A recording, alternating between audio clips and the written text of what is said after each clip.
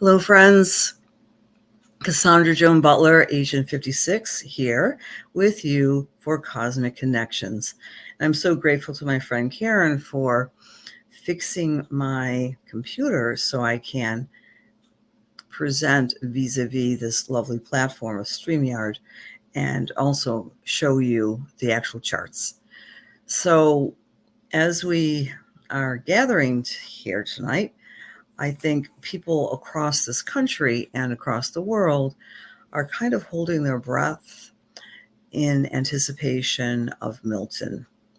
And our minds might be, even if you're not in the mix, our minds might be kind of overwhelmed by these disasters that are affecting so many people. We're just getting past the Helene horrific tragedy up and down the southeast of the country, and now we're facing this Milton disaster. I'm always curious, obviously, to know what's happening out there, how it corresponds with the astrology. So I want to share with you a lot of information here tonight. And with that information, please know that some of it might be controversial, but I always check in with the astrology. Astrology is my default for understanding the world around us. So I think we can all agree that prayers and positive thoughts are being directed to the people of Florida, especially tonight, and still in North Carolina as people are trying to dig from under Helene. Well, friends, I was really amazed when I did a little digging. There's an article from Alex Miller on the Astrology News Service, and I will add some links at the end of my chart sharing. This individual wrote an article on the Astrology News Service, which was just mind-blowing. At 9/10/2024, the asteroid Helena was conjuncting the sun. Again, a conjunct means that the two bodies are blending their energy. So the sun was next to the asteroid Helena, and it was squaring the asteroid Rain. Can't make this up. Of course, it's not spelled R-A-I-N, it's spelled R-A-I-N-E. So the asteroids seemingly were being activated by name during the Helene hurricane. On top of that, Jupiter was opposite the asteroid Storm. Storm, the asteroid, was in the west, Jupiter was in the east. Which brings me to an astrological nugget for you today. Jupiter, which is often called the Great Benefic, the Santa Claus, as it were, is basically retrograde as of today. So we may be feeling a little bit of a shift of wherever Gemini falls in your chart, a little uncertainty. So that might be one of the aftermaths of our big benefic planet, Jupiter, going retrograde today. All right. Hello, everybody. Hello.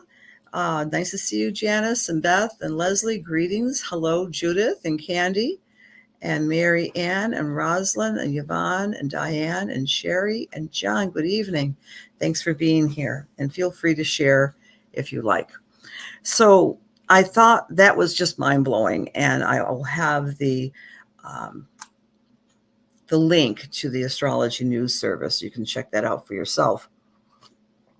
On other news about asteroids, we also have the moon traveling with an asteroid now as we speak, and we'll also be witnessing a comet coming close to the Earth, and we'll actually be able to see that in the next few days.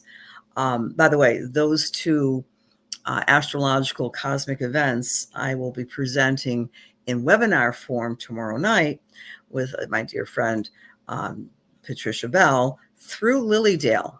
So that's on the early links. If you go to Lilydale Assembly you can register for that class. It's at 7 o'clock tomorrow. We'll be talking, I'm sure, also about Milton as well. So I want to bring in, one more reminder to you. We are in full-blown eclipse season, and one of the aspects of any eclipses is change, quick change. They're portals of change. And on the 17th of September, which corresponded with the Helene hurricane, that eclipse was the first of a series that is in a new talking point energy of Virgo and Pisces. I spoke about that last week a little bit, but Virgo Pisces is very much about wholeness and health and safety and food and exercise and our health. So that's going to be an ongoing conversation for the next year and a half. We're letting go the eclipse we had last Wednesday at 10 degrees of Libra. We're letting go of divisiveness, yin yang, me versus you, Libra Aries energy. And I call it the cult of the personality. We're letting go of that dialogue in our unconscious, and we're more personalizing about health and safety for the next year and a half. And the other big theme, of course, which I will be showing you in a moment, is Pluto. Let's see. I'm going to bring this in here. Pluto, add to stage, is going through its last dance in the sign of Capricorn. I can't say enough about that until November 20th. We've all been under the learning and the umbrella of Pluto and Capricorn. And in my mind, Pluto and Capricorn is teaching us one very important thing, because Pluto stirs things up. Become your own authority. The authorities, the elite, the ones on the mountaintop aren't necessarily always correct. And then the power is going to become a little bit more horizontal, less vertical, more horizontal at the end of November for the next 20 years, when Pluto is in the sign of the people, the sign of Aquarius. So here's our lunation for this week. And the lunation is divided up into the four major portraits of days. The new moon last week, and we have our first quarter square this week, tomorrow. And that's when the sun and the moon are a perfect square. So it's asking us to rebuild and to make anew some of what we wanted to manifest last week, consciously or unconsciously. And so, Sabian symbol, the Union Jack flies from a British warship. It almost feels like we're at a war in our own lives, perhaps. That might be the question of the week. Do you feel that you're fighting an uphill battle, something and somewhere in your own personal life? And certainly the people who are facing these horrific disasters are. The moon is being sandwiched, will be in Capricorn, 17 degrees of Capricorn. That's the Sabian symbol. And the moon is sandwiched between Pluto and Ceres. Ceres is often considered to be basic necessities, food, clothing, shelter. When she is I like to anthropomorphize the planets. But when Ceres, the asteroid, is so close to the moon and close to Pluto, it feels like there's some fear attached to our food and everyday necessities. Well, of course, that's true for the people being stricken by these storms. But we also heard of another major food recall today.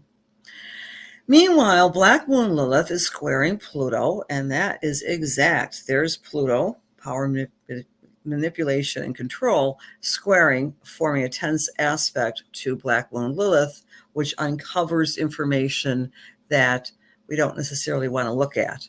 And that could also include the P. Diddy scandal that's unfolding as well.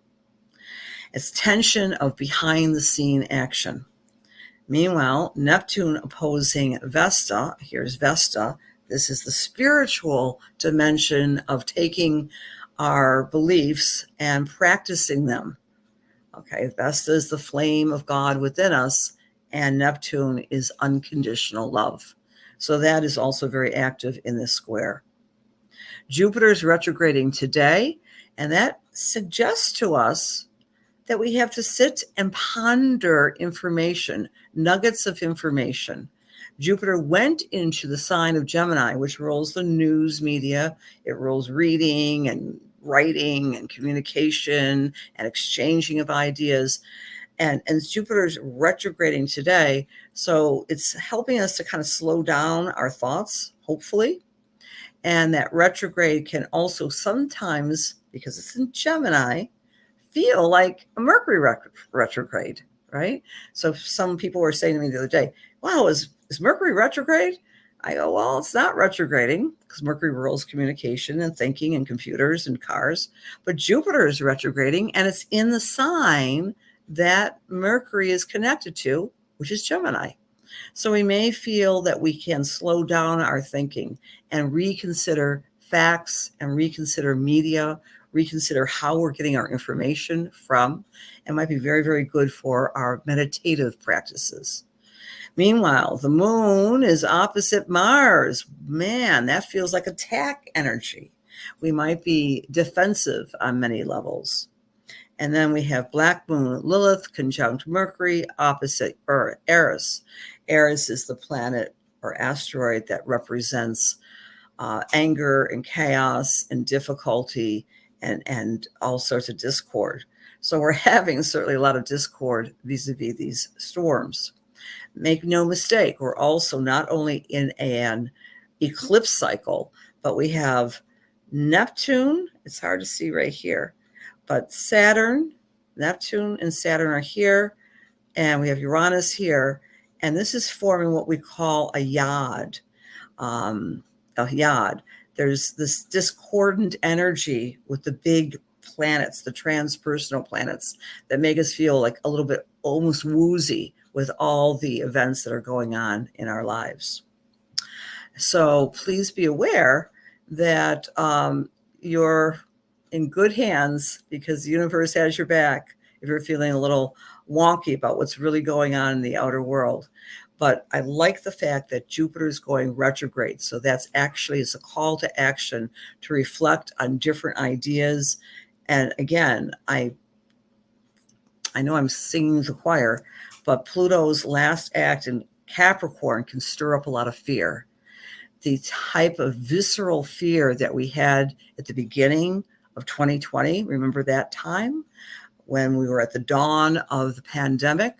Well, that type of fear was reflected by the planetary alignment of Saturn and Pluto. Pluto represents transformation and death that outside of our control, and Saturn represents authority and a lack of freedom.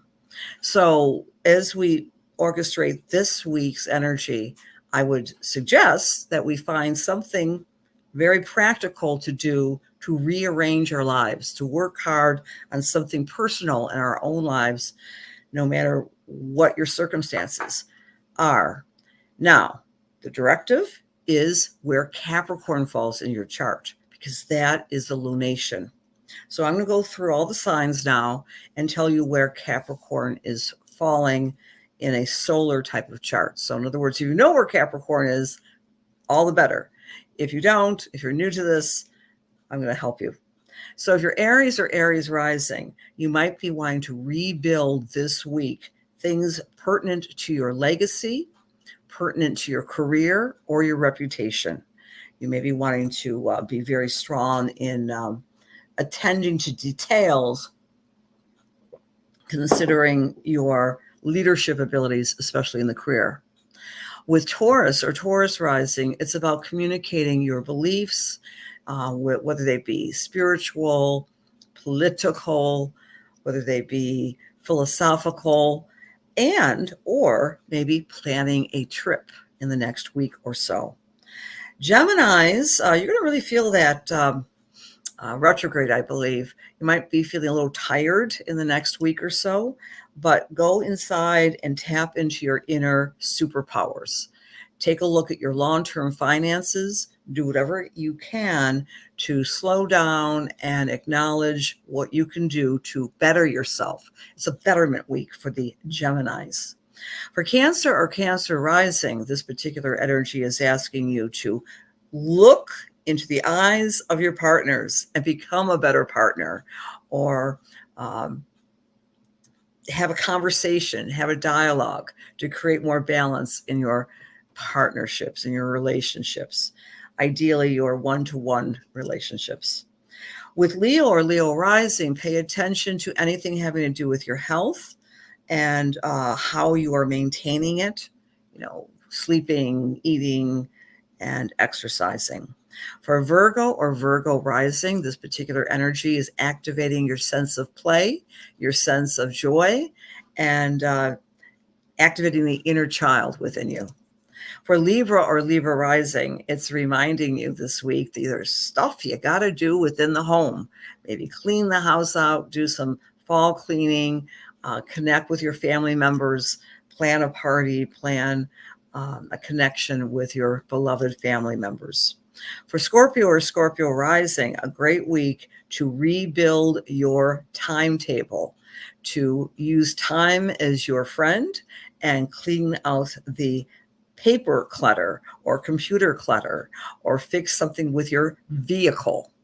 That's what the Scorpios get to do this week for maximum benefit. For Sagittarius, take a look at your income, ways to attract more abundance, ways to attract more focus on your own skills.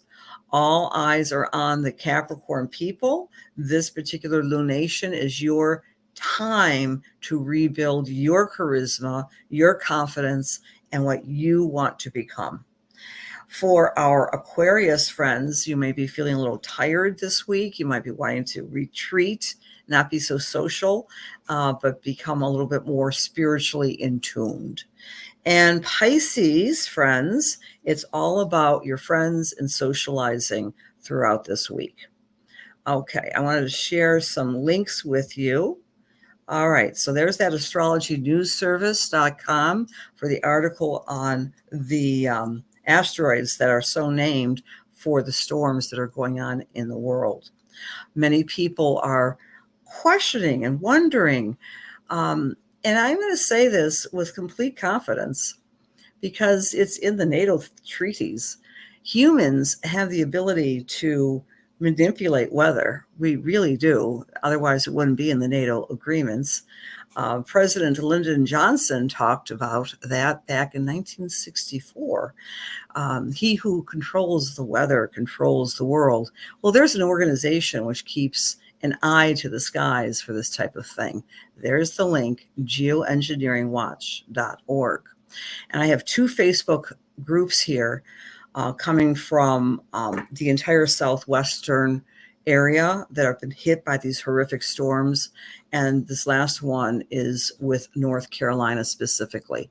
So, see what's going on with your neighbors. We are going to be going through the last vestiges of Pluto in Capricorn, reminding us that we have to become a more of a community-based globe, connecting with other human beings and putting people first, not the vertical power structure of Pluto and Capricorn. I think that was the beautiful message for these many years.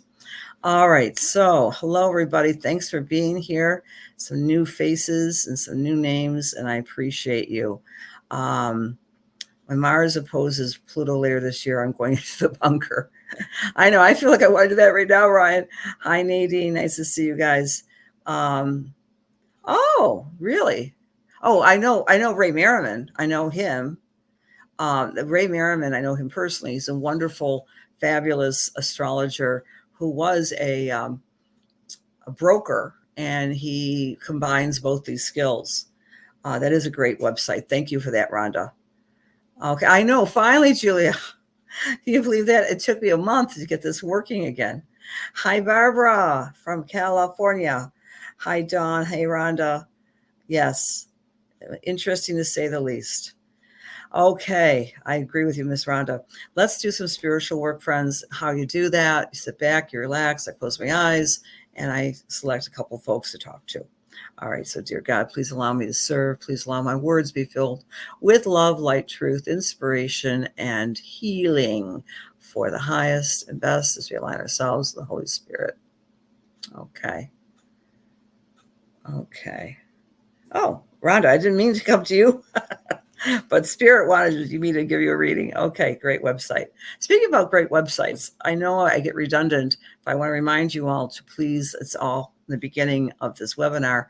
If you haven't already, please get your copy of Time Lords from the astrology heavyweights on the planet, the CIA, okay, Cosmic Intelligence Agency. Go to their website and you can get your own copy of Time Lords. I'm very proud to be a part of the agency.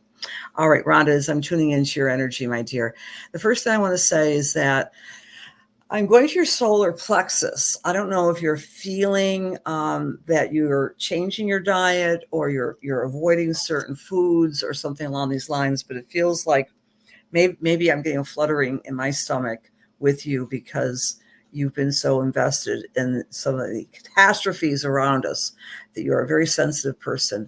And the message is not so much medical, but just energetic. Watch what you're eating, maybe change up something to do with things that can cause inflammation with your solar plexus.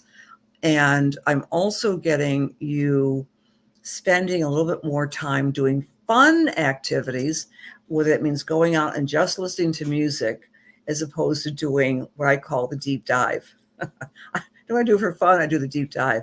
I'm in front of the computer. I'm always like asking questions and doing research, but I'm hearing you enjoying more music and more frivolity. I'm also tuning into a gentleman in spirit for you, though this guy had such a swagger about him. I don't think he was your father. It feels like it's a generation above your dad. Could be a grandfather or a great uncle. And he had, I think, a little facial hair, and he had a razzmatazz type of personality.